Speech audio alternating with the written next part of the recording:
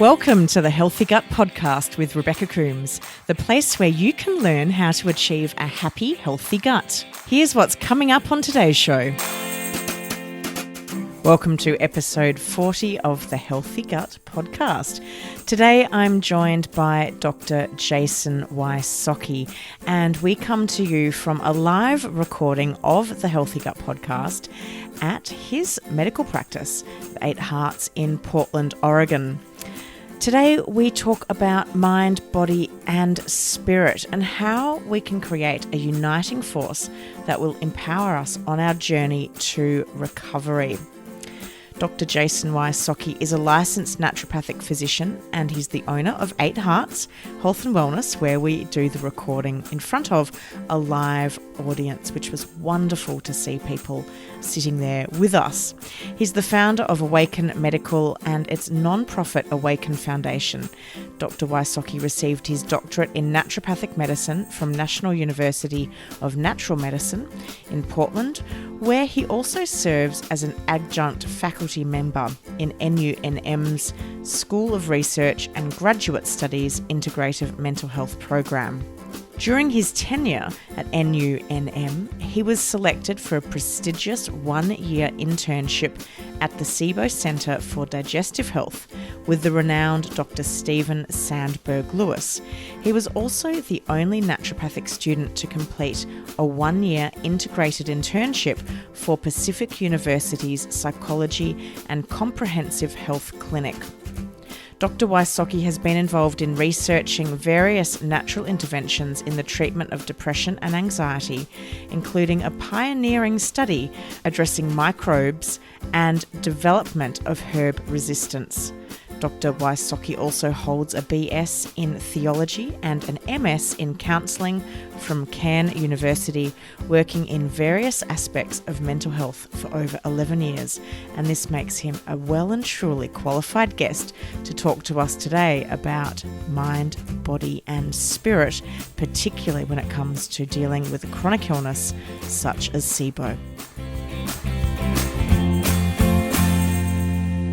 Dr. Jason Wysocki, welcome to the Healthy Gut Podcast. It's great to be here, Rebecca. Thank you. It's wonderful to have you here. And we're here at 8 Hearts here in Portland. We're doing the Healthy Gut Podcast live, and we've got a gorgeous group of people that are here watching us record. And I'm so thrilled to be here in the States, touring around the country, promoting the launch of my Sibo cookbooks, but also having the opportunity to sit down with practitioners like yourself and have really important conversations to help my fellow Siboers out there. So thanks for coming on the show.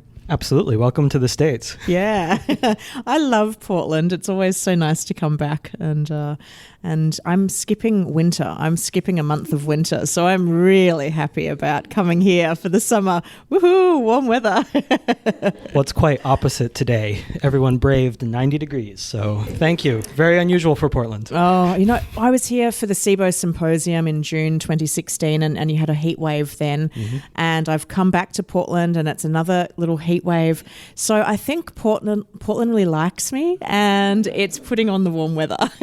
You bring a little bit of the Aussiness to Portland. I'm bringing it's Australian great. weather. I love the heat. I'd love to start off with just talking a little bit about your own personal journey to becoming a naturopathic doctor, because you didn't just go straight from school to med school to become a naturopathic doctor. You lived another life, yes, as have I, before I ended up doing this type of work. Talk to us about, why you became a naturopathic doctor. Okay, well, we're going to have to go back a while. So it actually brings us all back to when I was about 6 or 7. And this is why I come to things more from a holistic point of view, that I was having abdominal pain as a 6 or 7-year-old child that no one could explain, and literally had barium enemas and all the tests which came back, everything was normal. But I was having... They always come back and say normal, don't they? Normal, don't they? Those damn tests. So these normal tests left me with pain, nothing to explain. And I even saw the Dr. Atkins at that point, of the Atkins fame. Hopefully I'm not dating myself too much there. But yeah, saw him in his New York office and still everything came back normal. So that mystery pain actually disappeared after about a year and didn't really recur until my college years, actually when I was studying theology and counseling.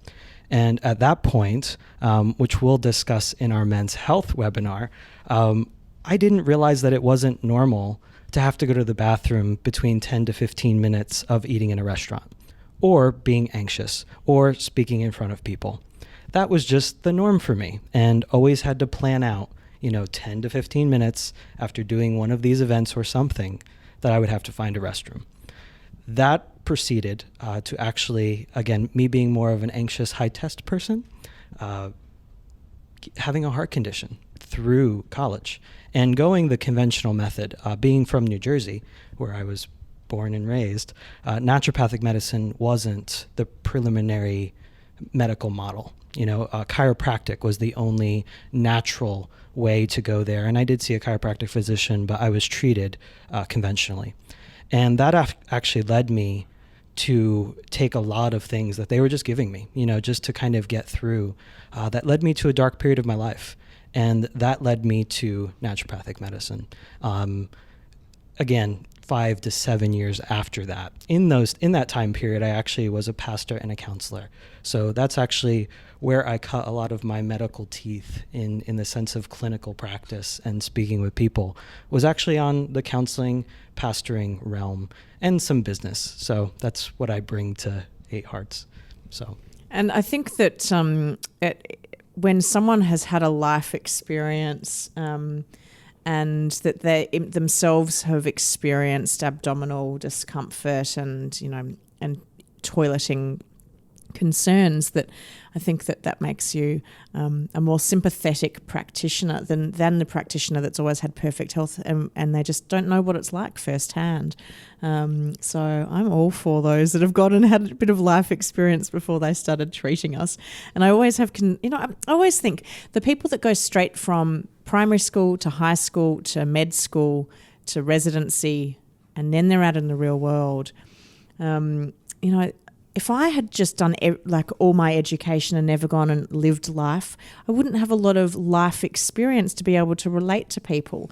And I think that perhaps is why some doctors have such an abrupt bedside manner, because they just haven't lived. And living is really important. Getting Very out and important. experiencing things. And on today's podcast, we're not going to be covering the nitty-gritty on medical things. Instead, we're going to be talking about mind, body, and spirit. And it's something that you and I have spoken about at length when we have seen each other outside of this podcast recording, because it's something that you and I are both passionate about. And focusing on mind, body, and spirit was a really integral component for my own return to health and continuing return to health, because I wouldn't say that I'm at the most optimal health I could ever be, but I'm a hell of a lot better than I ever used to be. So let's start with mind, which is the first one in this. Can you talk to me about what that component or that piece looks like for you and how you integrate that in your practice with your patients? So the first thing I would comment on is, as you just said, getting to that optimal place. What is that? Journey is a piece of this process. And I know that may be a buzzword or a catchword for a lot of people. But what I mean by journey is that it's a process. It literally is becoming aware, and we're speaking about mind right now, becoming aware of what actually may be going on. And that is informed by hard science, medical practice, breath tests, Heidelberg tests, lab tests, all these things. They can give us pieces in time and pieces of that. But what brings it all together, and each section of the body has different things that can go wrong or go right. What brings that all together is a uniting force. And I kind of conceptualize that as mind/spirit, which we'll get to. But the mind component, really drives much of this, and even our experience of body, in the sense that what one person can feel as pain, another feels as a cramp. What another person feels as a catastrophe, another feels as normal. You shared just a little while ago that not going for a couple days was just normal. To one person, that's catastrophic. to another that's semi-normal.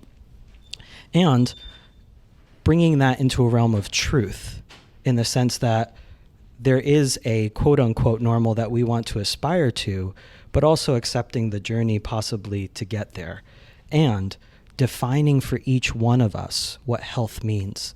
That's an incredibly important component that, for someone, they might want to go to the bathroom every day, just taking stooling, since we talk all about that all the time. Everyone might want to go every day. That might not be a reality right now or for some time. It could be something to work towards. The other important thing is finding practitioners, again, speaking about mind, that will listen to what your mind makes health and describes health as. In the sense that when I sit next to a patient, I might think it's normal to go every day, but that might never have been their experience.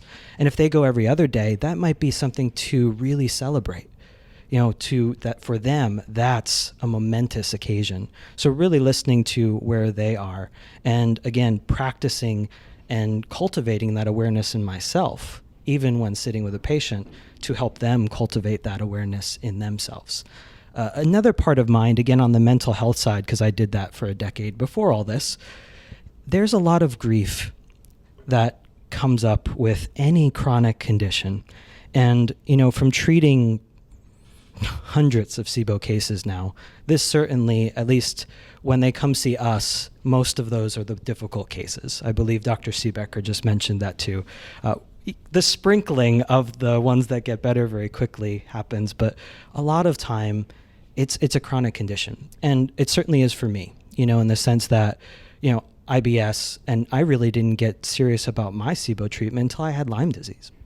So treating that and all those antimicrobials actually made the difference with my IBS presumed SIBO. Again, we're going back many years before I could diagnose myself, which I don't recommend anyone do.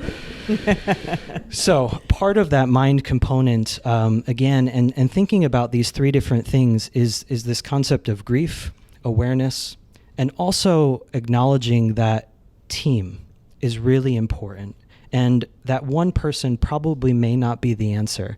And one practitioner may not be the answer. Multiple practitioners might not be the answer. Community around you, support, is just as important as your health team. When people speak about, I want to assemble my dream team, they think just in practitioners. That's not necessarily the case either. It has to be a holistic lifestyle mind piece. And again, this is tough stuff. This is stuff that where the rubber really meets the road, and I don't sit here presuming to be an expert. I'm on my journey just as you are, just as everyone else is here. And that team thing, I think, is really important. And the way I looked at it was, we are social animals by nature, and yet this condition can be incredibly isolating. And for many of us, we have been dealing with this for years and years, for many of us, most of our lives. And we've often been to many practitioners who have said there's nothing wrong. They've run blood tests, they've come back fine, and the assumption is perhaps it's all in your head. And it becomes more and more isolating because you think, well, I won't keep talking to people about it because no one believes me. Or you're in a situation like you were sharing with us where, your body is not allowing you to be overly social because you've got to know where the restroom is every place you go. So then it becomes just easier to stay at home. And when I was going through my experience with those early days of Sibo, I really hung on to what I call the awareness piece, which was learning what I needed to learn, not going into research overload, which is very easy to do, and I did do it for a little while. But feeling empowered by learning something about this condition, and then also making sure I had good quality people in my life that, and I was so lucky to have stumbled across my naturopath when I did, who is so knowledgeable on Sibo. And so she was able to treat me with skill, but then I went and sought the services of a psychologist to deal with, some pretty big trauma I needed to deal with, a personal trainer to keep me accountable, to keep moving. And I'm really glad that I'm a very good cook, so I took on the role of chef. but also looking at my friendship circles and my family circles and my relationship and my career, and looking at, who are the people in my life more broadly, and how are they helping me and how are they hindering me to start really owning my health. And so, like you say, it's a community of people and support that is often required for this chronic and often very long-term condition. Yeah, and the mind piece with that, again, bringing that all together, there's hard science behind that. There are neurotransmitters that we can modify. There are things we can do. It's the skill of putting that together to say, what can you bring to that? And then what can we do from the best of science and research and all of these things? Many people, myself included, antimicrobials, bringing down microbiota levels in the small intestine helps mental health, aids the mind. What piece and where does that meet with how do you, with your awareness, what piece can you practice alongside the treatments? And when doing treatments, the mind piece and awareness comes in your own body, in the sense that, in nature, when an animal is wounded or is sick, it literally hibernates to get better or get well. This would not be accepted in American culture. If some big thing happens or sickness happens, we have to trudge through it and pull ourselves up by our bootstraps. For some people, rest, retreat, reflection might be a piece of their healing, not just antimicrobials. And then on the flip side, some people, when their microbiota in their small intestine comes down or other things are treated, they have more energy and they feel freer. As you shared, feeling like I had to reach the bathroom in 10 or 15 minutes, that might cause me to isolate. With that problem lessening, that may actually stimulate instead of relaxation. So again, that catchphrase of it is individual and individualized medicine in the sense of the mind, both from medical, supplemental, and like you said, either a psychologist or a therapist. And multiple practitioners are skilled in many of those areas. And it really is up to you what you need. And really being able to express that sometimes falls to yourself. As a naturopath, and we were talking about how I got here, my passion is that healing comes from within. And nature is the healer, in the sense that when you get things out of the way, the obstacles to cure, nature can heal you. And, that we'll get that in spirit as well. But this also applies to mind, and knowing that piece of moving towards that with real hope, not false hope, really helps. Let's talk about the grief component. It's a really powerful component, particularly in the early days upon diagnosis of SIBO, particularly when you're in a practitioner's office. They say to you, you've got SIBO. For me, there was an initial exhilaration. I finally had something I could give a name to. And then I fell in a complete and utter heap, because then I thought, well, now what do I do? How do I live my life? Oh, I can't eat out. I can't do this. I can't do that. And I got really angry and sad. What's your advice for any of my listeners who are in that zone right now on how they can manage their grief and sadness and anger around having this annoying condition called SIBO? That's how you feel about it at that time. Yeah. Accept it. It's appropriate in the sense that this is something that you have not chosen. It has happened to you. And for many people, it's a journey to get there. Multiple practitioners, thousands of dollars, failed tests. Finally, something's there. Anger is an appropriate response. Allowing, sometimes we label things as black or white, right or wrong. The world is quite gray at times, especially in a condition such as this. So allowing yourself to experience that anger appropriately is part of acceptance. It's part of mindfulness. You're feeling anger. Feel angry. When you accept it, then you have the choice what to do with it. And this may sound trite, but most times I will say at some point in someone's journey, when they're diagnosed with SIBO or in a chronic condition, when I'm treating it, You didn't choose this chronic condition. It happened to you. It will change you. The only thing you have choice in is how. How will it change you? And again, changing that to real hope, in the sense of this became your career. This led me to my calling, to bring these things together. That's our choice. We didn't choose how we got there. We didn't choose the suffering. We unfortunately have to accept it. But on the flip side, this will change you. The question is how. It's interesting you say that. I now am incredibly grateful for the fact that I had SIBO and that I have had every experience I've had, some of them horrifically traumatic. And I would never wish them upon anybody in the world. But I am in Portland today talking to you and with a room of gorgeous people because of everything that happened to me leading to this point. And I'm now able to help so many thousands of other people around the world, which I wouldn't have done beforehand. And so I look at my SIBO diagnosis with almost love, because everything in my life changed. Now, at that point in my naturopath's office, when she gave me the diagnosis, I was not feeling love. I was feeling everything else other than love. And it has taken me a long time to get to a point where I now feel, such incredible passion and love for how my life has led me to here.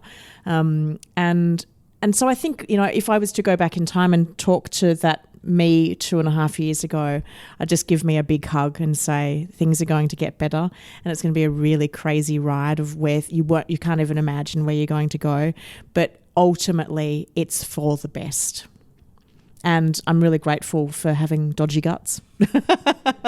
I really am. Dodgy guts can change us. They really can.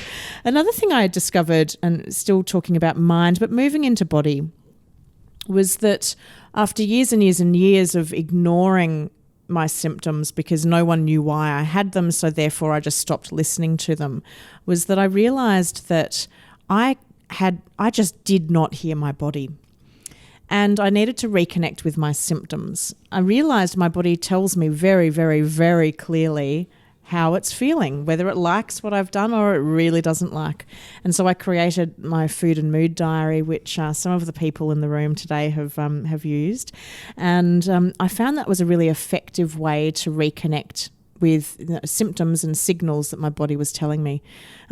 How do you work with your patients around them using the signals from their body for good and not allowing it to kind of spiral them into fear, which can also happen where you're like, oh my God, I've bloated. Oh my gosh, I've got pain. Oh my gosh, is it getting worse? Yeah. How do you work around that? It's appropriate that we're talking about that on the cusp of mind to body. I like to explain it as a process called radical acceptance. Not just accepting it, but radically accepting it, in the sense that it's a 3-step process. And again, let me comment here that we in American medicine and as Americans think very linearly, in a straight line. And oftentimes processes, journeys, ancient wisdom, Chinese medicine, homeopathy, these things deal with holes and circles and just processes rather than A equals B equals C. So when I explain radical acceptance, it's a 3-part process. And the first part is actually self-validation. I really am feeling bloated, as you just said. Really validating that. Then accepting it and saying, yes, I feel bloated. Following that up with non-judgment, which that is a key piece to all this. The bloating doesn't necessarily mean necessarily anything. It could just be. And that process of self-validating it, that you feel it, radically accepting it, and then non-judging it allows you to truly understand and choose what you're going to do about it without the cloudings of judgment or other people's voices or someone saying this isn't real or your tests are fine or will yourself to poo. You hear it all. You do.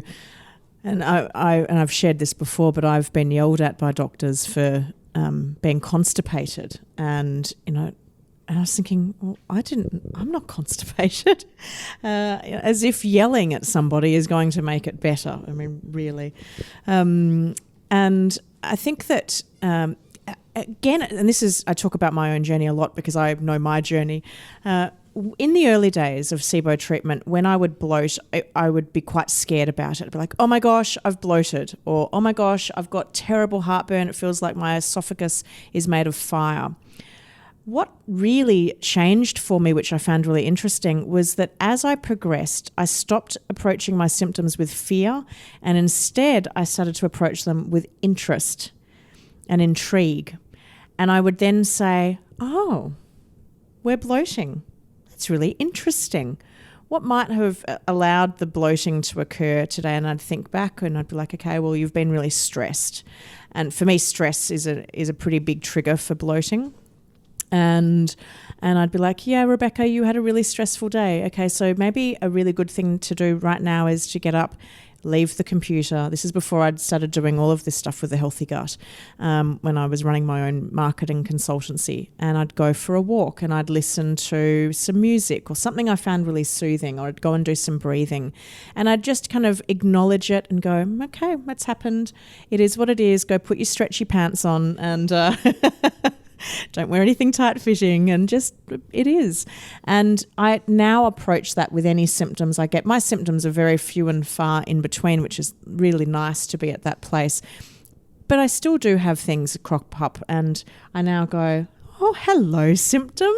Hello, bloating, or hello, whatever. It's, I haven't seen you for a while. What's led you to be here today? And I can always track back what's happened, and generally I can pinpoint why that has occurred. And I think that is it's a really interesting process that you go through. And I think not approaching it with fear really changes your experience with it. Mm-hmm. And there's solid medical things we can do as well, and that's that in-between of making the true connection in saying, all these things are really connected or interconnected in the body. We can do this for ourselves, but we also need to call upon, for bloating, maybe some peppermint oil or some type of product that we can use to quell those symptoms. And, that's why truly informed practice combines it all and says, hey, here's the best we have over here. Here's what you can do on your side, but here's what we can actually help you with. And truly bringing that together and speaking about it all is, I believe, part of my mission to kind of bring that to treatment, to bring this all together, and why we're speaking today. Let's move into body. Okay. Because that's, we all have one. And it's, something we're often really focused on. So what do you mean by the body piece in mind, body, spirit? So the body piece is what our experience on this planet, that's the solid piece. That's the piece where it does bloat, it does hurt, it does not move. There's different areas there. And bringing awareness from the mind piece into the body allows us to target where there might not be movement. At the core, since we're speaking a lot about SIBO, at the core, we truly believe that this is a disorder of movement. And mainly we're focused on the migrating motor complex. But the migrating motor complex is in the small intestine in one piece of the GI tract. There is neurology that connects to that piece. There is a mind that connects that neurology to that piece. There is fascia that interwhelms all of that area. There could be adhesions grabbing a piece of that, even if the neurology is working. So again, I don't want to get too complicated here and keep spinning that out, but I think you get the point that the body piece interwhelms all of that, and unwrapping all that into each individual can really inform treatment and also inform progress. I really try and be a straight shooter and a truth teller with my patients. I really don't sugarcoat. I hope I'm nice enough, but I try not to sugarcoat at all in the sense of this is what it is, and because there's adhesions here, this is going to be a longer journey. And I try and say that up front so it helps. So after one treatment, if it fails, there isn't judgment that comes up in the sense that it failed. We expected this to be a part of this process. We have more work to do. And I like to put it in a realm of just gradual improvement. That's what we're looking for. We're not looking for peaks and valleys. We're looking just for gradual improvement. And this is what you normally need to bring to a condition such as SIBO or a chronic disease. But the body piece is why I do a lot of body work. Even being, a medical doctor, I do a lot of something called structural integration to really move fascia, move the body, find where things just are not flowing. And I use vague terminology like that because I believe it's a connection. When things don't move, it's not just your fascia. It's not just your muscle. It's also you. It's also your ability to transmit energy. Homeopaths, naturopaths call this vital force. Chinese practitioners call this qi. Call it whatever you will. We need it to move because movement is life. So that's why functional gastroenterology, which I just love, integrates all this and really checks different points to say, is the lower esophageal sphincter working correctly? Do you have a hiatal hernia that might be affecting that? Is the pyloric sphincter opening? How is that moving through the small intestine? The small intestine can only do its job when every piece before it and then after it. So then the ileocecal valve and the large intestine and then the colon.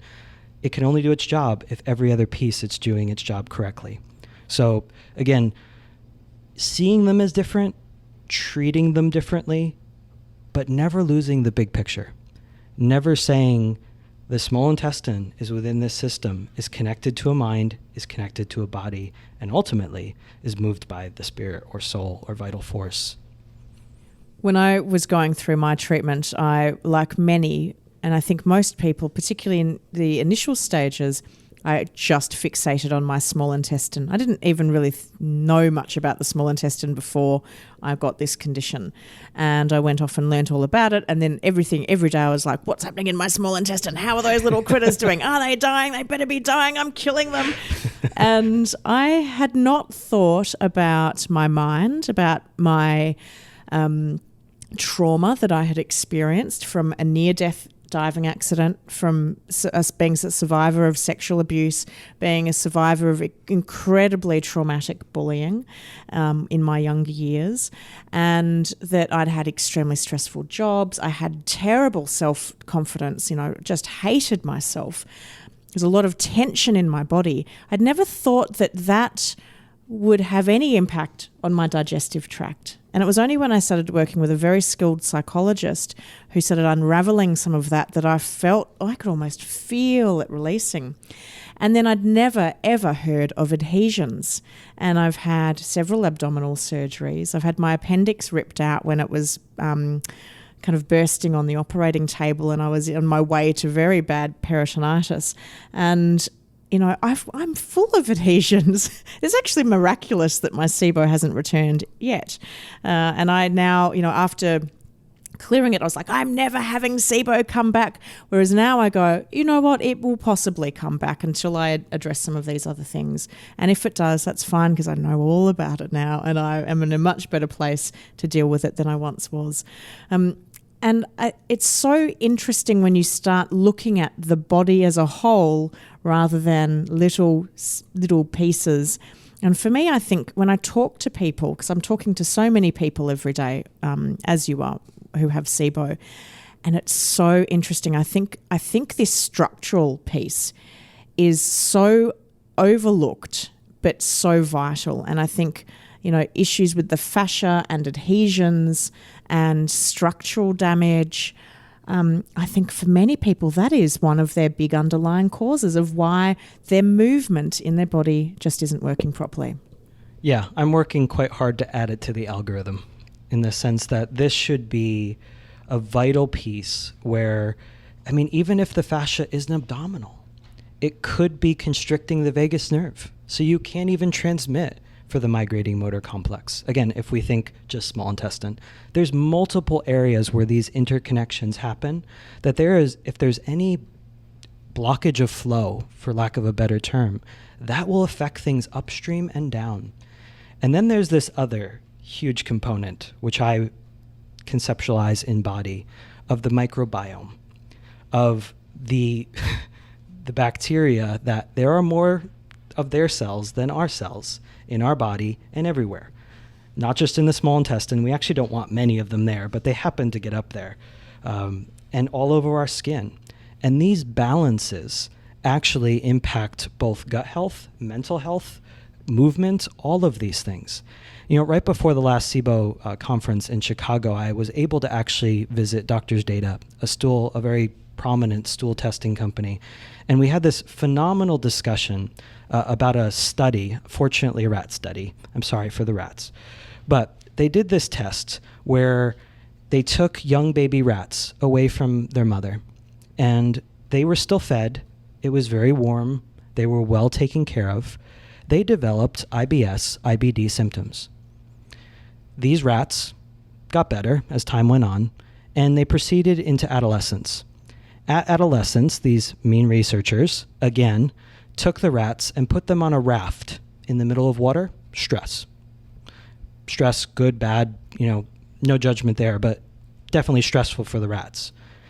Within a half an hour, they developed IBS and IBD-like symptoms. It had gone for the previous, years of their life or months. I'm not a zoologist. I don't know how old the rats were. This showed the researchers, and when they looked back, they didn't think about it previously, but then they looked back and correlated 3 strains of bacteria disappeared in majority of the rats. So what this showed was the microbiome is not just something that can be fed or modulated. It actually can be set and then reset at different times to produce this response.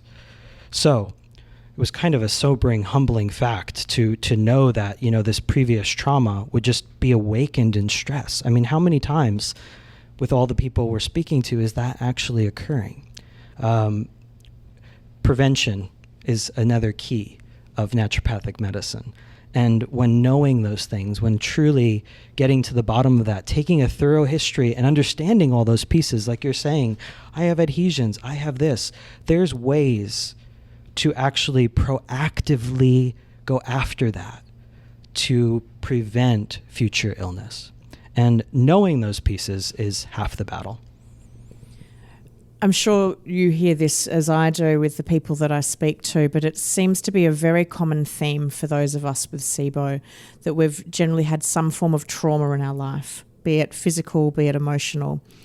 Many of us are we're A-type personalities, and I really see a personality type with SIBO. We strive to do well. We're ambitious. We want to do the best that we can do in whatever chosen career that we have. Interestingly, I hear from many people that were born premature or they had challenging births.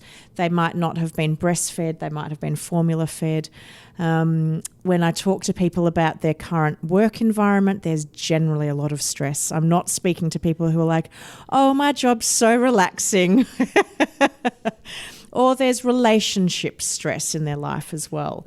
And there's a lot going on. So this study, if that's showing that these mice their symptoms are returning after a bout of stress, I'm sure everyone listening is like, oh yeah, I can think of the stress. And I said just before that for me, if I go into a really high stress situation, bang, that's when I'll experience my symptoms. And one of the pieces that I do now is I'm just so aware of this.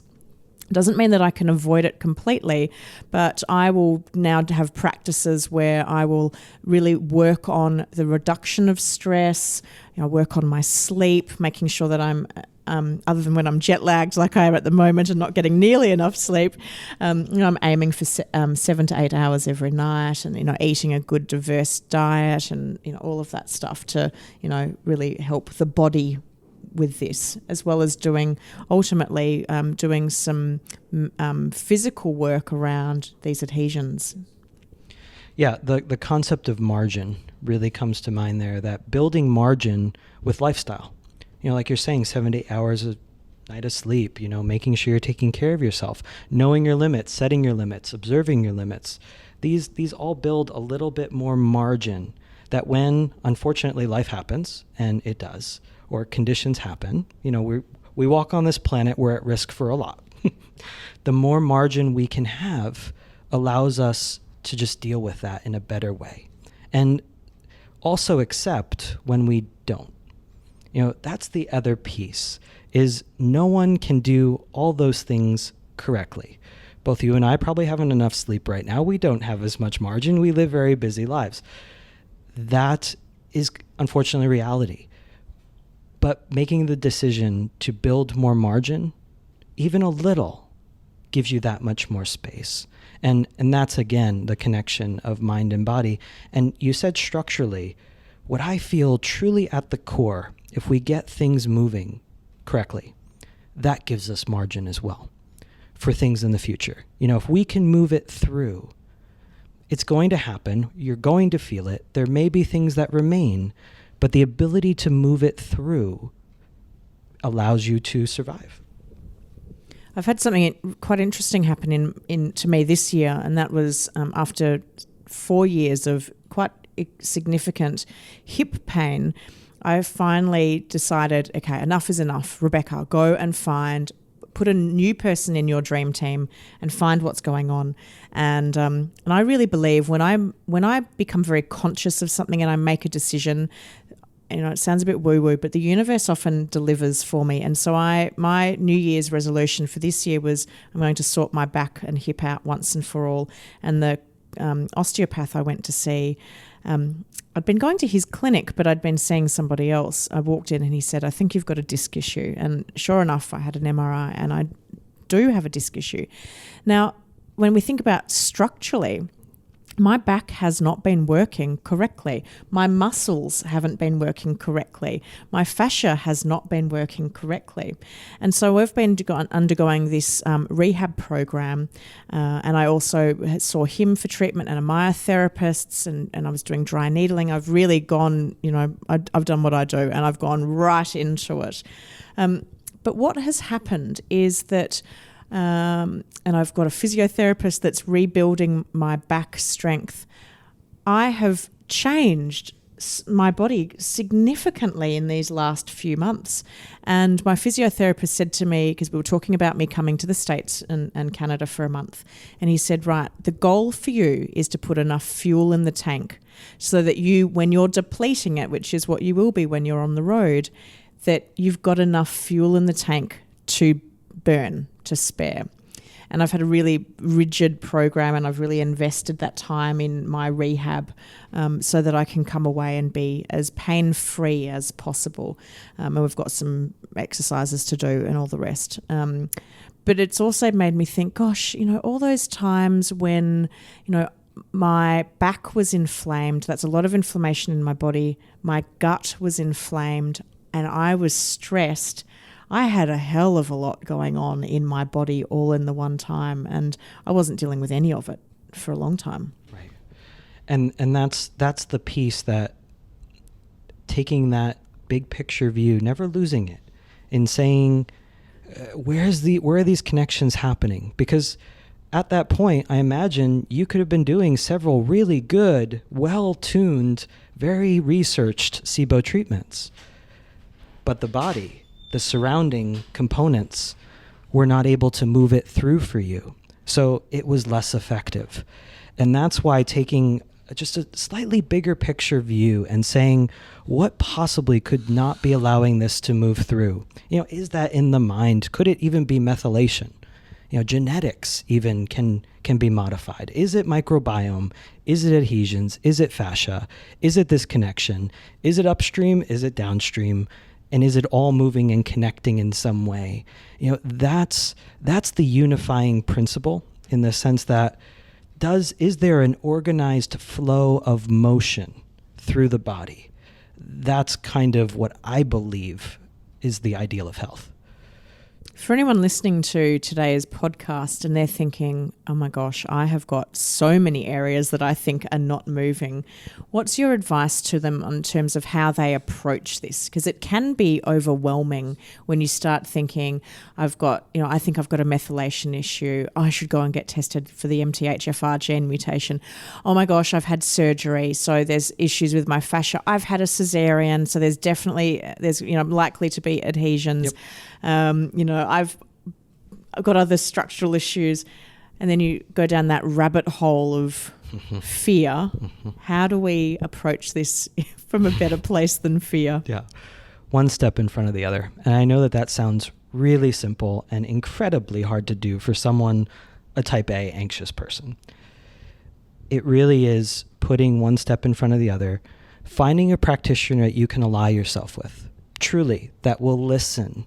May not have all the answers, but will listen and understand and help you prioritize.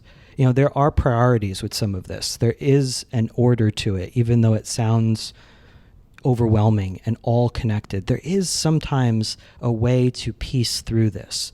And that's kind of why I built 8 Hearts, to kind of get most of that under one roof, in the sense for convenience, to say, hey, how do we do this? And how do we do it well with integrity and not waste so much time and effort? In the sense that you can treat your small intestine 4 or 5 times with the best treatments, spend thousands on rifaximin or whatever. And if it can't move, it will just back up.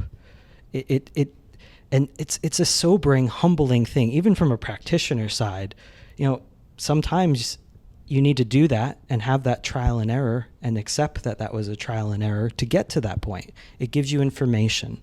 So that's why I say one step in front of the other for everyone involved. And again, granting yourself grace and margin, in the sense that this is a journey. How long did it take you to get here? It may take some time to unravel that, and truly accepting that process, because it is sometimes a long process, and defining your version of health for today, not 10 years in the future, but for today. What would be a success to kind of move towards? I think that can be quite challenging, one understanding what your sense of health is today.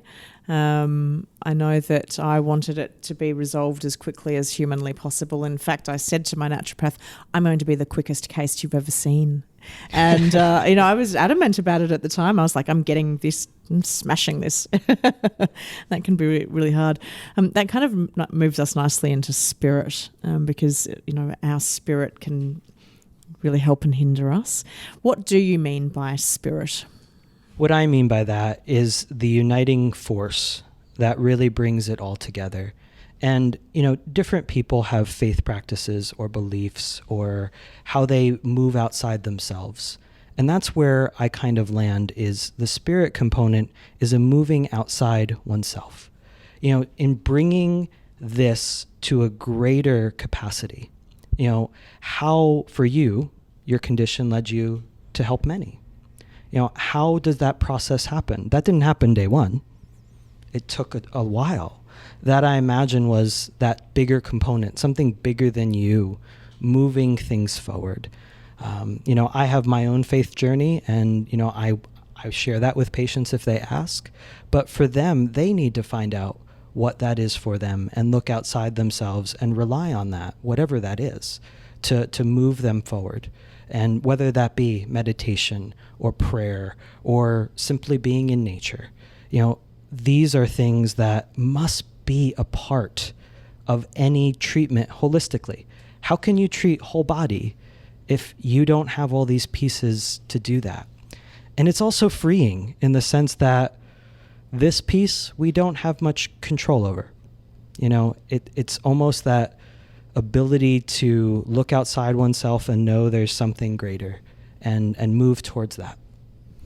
I'd never felt overly connected with much, perhaps humans, because I was always so busy on my career or my travel or whatever it was. And I found it really interesting that as I've gone through this whole experience with Sibo, I feel a lot more connected with the planet that I am on. And I've done a lot of reading just around human evolution and us as a species. And I've realized that, it's only in very recent times, when I really stopped to think about it, that we have disassociated ourselves from our planet, and that we've for many, many thousands of years, we were actually highly connected to our planet.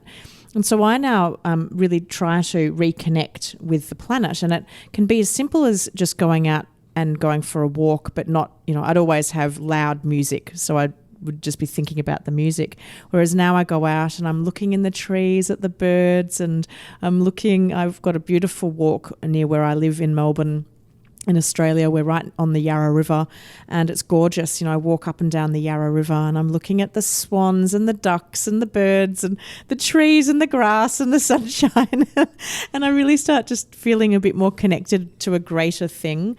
And I think sometimes spirit can be confused with religion, and that for non-religious type people, that they can be like, don't talk to me about spirituality, because don't tell me I have to believe in a God. Right. And that can be really confronting. I don't know whether you're able to articulate what you see as the difference between, say, religion and spirituality for those people who are listening that might be like, I don't even get what spirituality or spirit means. Mm-hmm. So it would be, again, in not speaking in religious terms, as I would say, the unifying force. That can be just internal or external, depending on what someone believes.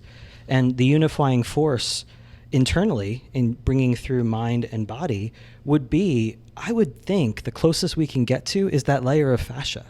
In the sense that it literally intertwines everything, goes into our cells, goes through things, and communicates it all. There's some ordering principle that orders all this. How does the throat swallow at the correct time and move into this? We know this. From training, I know this. I've dissected a cadaver. But there is a unifying force behind it that orders it. And to many that may be skeptical of greater forces, that could be chi or energy or flow. And in looking to that could be enough in terms of spirituality to move things through, to just see something as greater than one and connected and interconnected. And reaching outside themselves to practitioners, community, friends, all this, assembling a team, that is the greater good as well. And I feel, great spirit amongst fellow Siboers. We're sitting in a room with them. And I've felt enormous, I have found it to be enormously beneficial myself, just connecting with people, so getting outside of my own head and connecting with others and hearing about themselves and hearing about their experiences and realizing that so many of us are so similar. And that's been very spiritually powerful for me as I've gone, okay, Rebecca, it's not all about you. And for me, something that's also been really powerful is giving back, is not just take, but how can I help?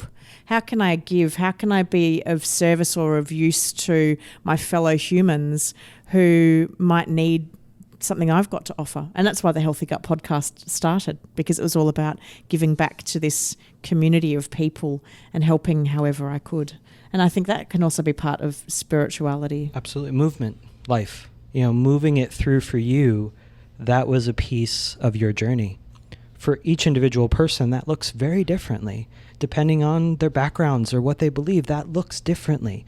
And that's why I say it's so important to really define health in a bigger component individually, and really work with practitioners that can understand that and speak truth to it. Because sometimes some of those things may not be completely possible, give you real hope, not false hope, but move you towards that goal and help you, guide you, because they don't have the power, but they can help guide.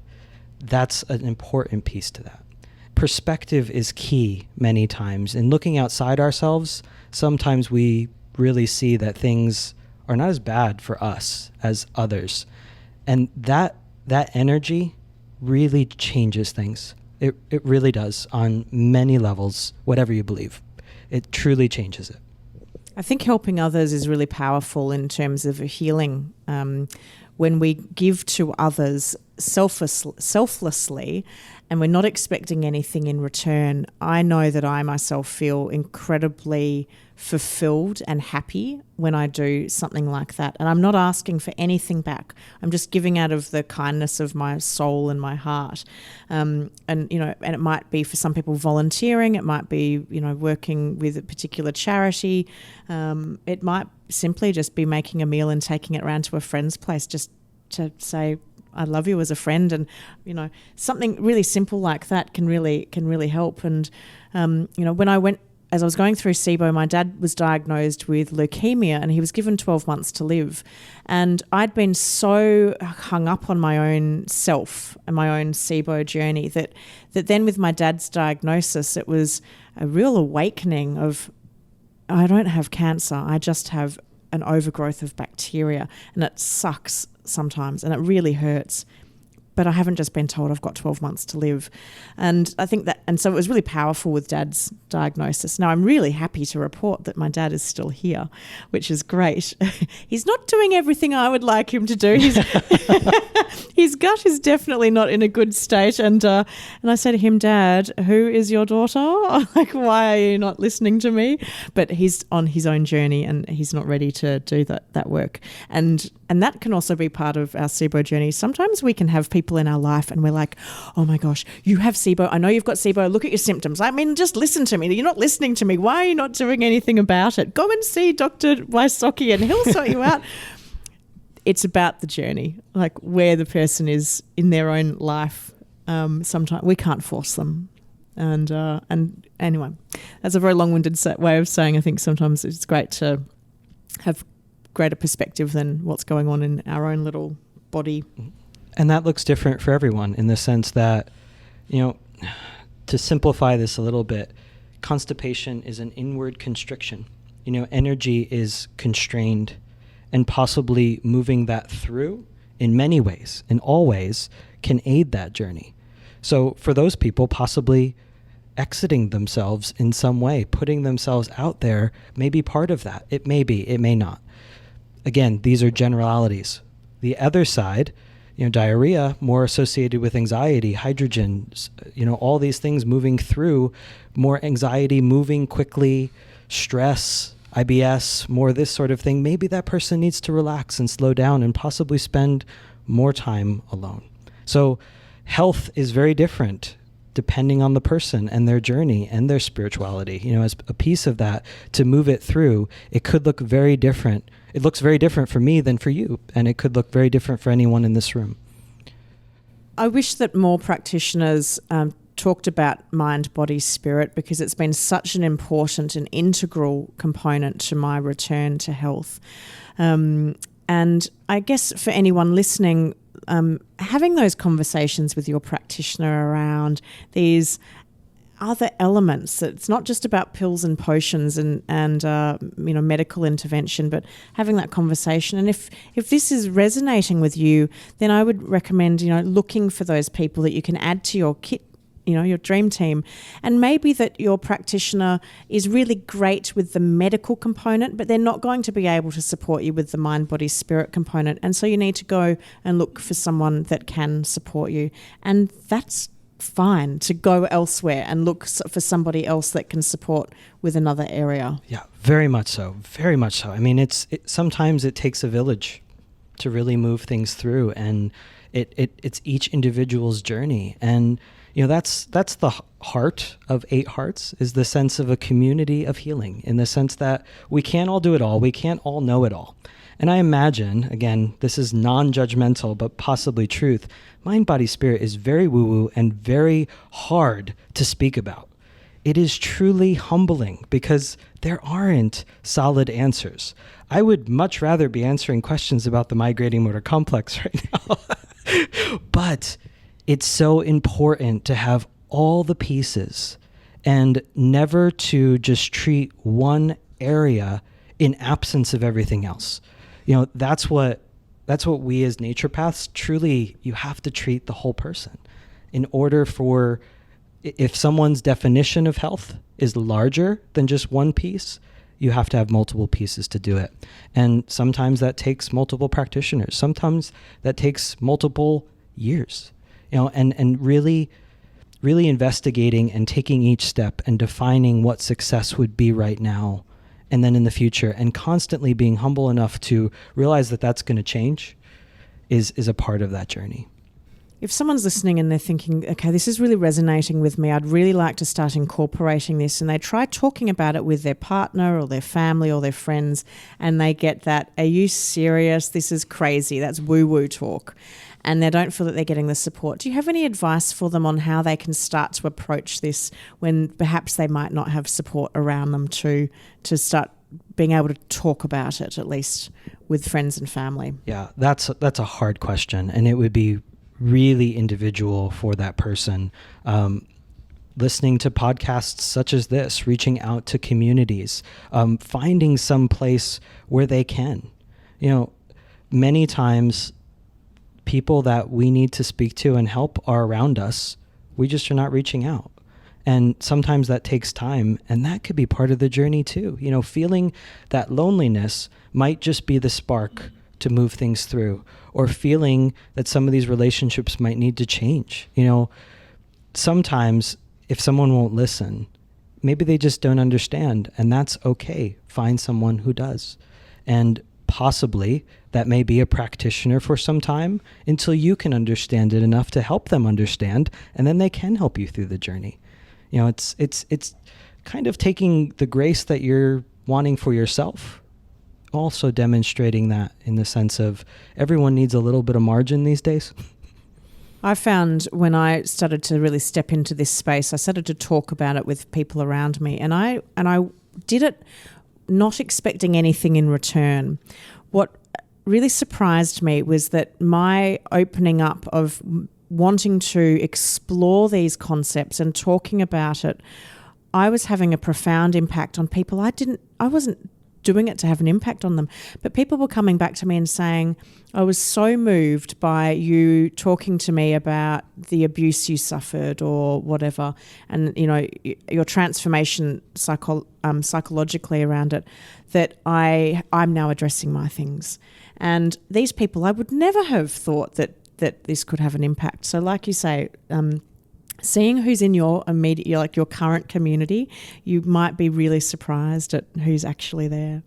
Dr. Jason Wysocki, it has been a thrill to have you on the podcast today. We've been talking about you coming on the podcast for some time, so we've finally done it. And we've also been able to do it here in the lovely 8 Hearts in Portland with our gorgeous listeners. If people would like to get in touch with you, what's the best way for them to do so? So contacting 8 Hearts, 8hearts.org is our website, and calling the office to either make an appointment. I do distance consultations, so that is available. If you haven't seen a physician in person at 8 Hearts, we can't prescribe or treat, but we do educational consultations to possibly help and give some guidance on what to do if you can't come and see us. But again, we see people in person, and 8hearts.org is where my bio is and where all of our lovely practitioners are. And there's some great ones here. And thank you to everybody that's taken their night out on this Friday evening to come and join us with the live recording of the Healthy Gut podcast. So Dr. Jason Wysocki, thank you so much for coming on the show. Absolute pleasure. Thank you.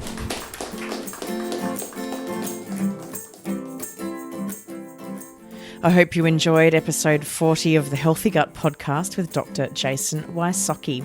If you would like to get the show notes from today's episode or any of the links mentioned in the episode, make sure you head to thehealthygut.co/mind-body-spirit. And that's all one word. I love hearing your feedback on my shows, so make sure you head to iTunes or the app that you use to listen to the show to leave a rating and review. And if you feel that you could benefit from help around mind, body and spirit, or the 5 key pillars to health, being awareness, nutrition, movement, mindset, and lifestyle, then you may find the Sibo Coaching program could be of benefit to you. We have a wonderful group of people doing the Sibo Coaching program. They all have Sibo. They're from all around the world, and they are an amazing group of people who are helping each other to live well with Sibo. If you'd like to know more about the program or to know whether this might be something that could be beneficial for you, head to thehealthygut.co/Sibo-coaching-program. And that link is also in the show notes from today's episode.